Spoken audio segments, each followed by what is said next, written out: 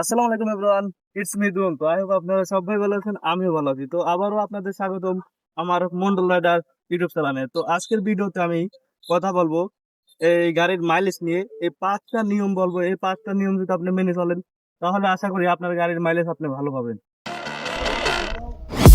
Got a monster inside of me. You better watch out if your enemies. I roll ahead of full prophecy to be the greatest beast the world has ever seen. I feed him every day like the bones clean. I feed him all the hate and he grows me. And he gets cause real big pissed off. তাহলে চলেন আমি আপনাদের এই 5টা নিয়ম বলি।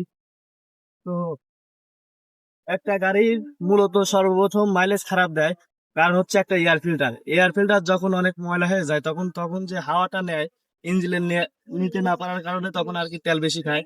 সেই জন্য প্রতি 4 থেকে 5 হাজার কিলোমিটার চলার পরে আপনার এয়ার ফিল্টার চেঞ্জ করবেন। চেঞ্জ করার কারণে বাতাসটা খুব ভালোভাবে ইঞ্জিন টানতে পারবে আর আপনার মাইলেজ খুব ভালো দিবে। 2 নম্বর কারণ হচ্ছে আপনার বাইকের কার্বোরেটর। আপনার বাইকে যদি কার্বোরেটর যদি ময়লা থাকে তাহলে আপনার তেল সাপ্লাই দিতে পারবে না, সেই কারণে আপনার মাইলেজটা খুবই কম দিবে। তো সেই জন্য প্রতি 4 থেকে 5 হাজার কিলোমিটার চলার পর পর আপনার কার্বোরেটরটা পরিষ্কার রাখবে। 3 নম্বর কারণ হচ্ছে বাইকের আরপিএম। সবসময় আপনি যখন বাইক রাইড করবেন তখন আরপিএম মেনটেন করে চালানোর চেষ্টা করবেন। আপনার গতি কোনো মেটার না, যে কত গতিতে কিভাবে চালালে আপনি মাইলেজ বেশি পাবেন।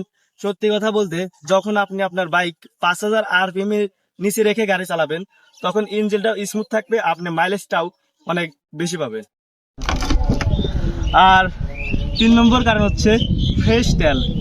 আপনি যেখান থেকে তেল ভরেন না কেন আপনাকে সবসময় খেয়াল রাখতে হবে আপনি কিরকম তেল ভরতেছেন। আপনি পাম্পে থেকেই ভরেন আর সাধারণ দোকান থেকে যেখান থেকেই ভরেন সবসময় ফ্রেশ তেল ভরার চেষ্টা করবেন, সেই ক্ষেত্রেও আপনার মাইলেজ আপনি বেশি পাবেন। সর্বশেষ সেটা হচ্ছে আপনার বাইকের হাওয়া। আপনি যদি আপনার বাইকের হাওয়া কম রাখেন তাহলে আপনার মাইলেজ কম দিবে। আর সবসময় হাওয়াটা মিডিয়াম থেকে একটু বেশি রাখার চেষ্টা করবেন। যখনই আপনার হাওয়া একটু বেশি রাখবেন তখন আপনি মাইলেজ বেশি পাবেন। আর একেবারে অতিরিক্ত হাওয়া রাখবেন না, আর একবারে যদি অতিরিক্ত হাওয়া রাখেন তখন আর কি আপনার ব্রেকিংয়ে ল্যাগ পাবেন। তবে আপনারা যদি এই বাইকের এই 5টা নিয়ম যদি মেনে চলতে পারেন তাহলে আশা করি আপনাদের মাইলেজ খুবই ভালো দেবে। তো আজকের ভিডিও এই পর্যন্তই, সবাই ভালো থাকবেন। আসসালামু আলাইকুম।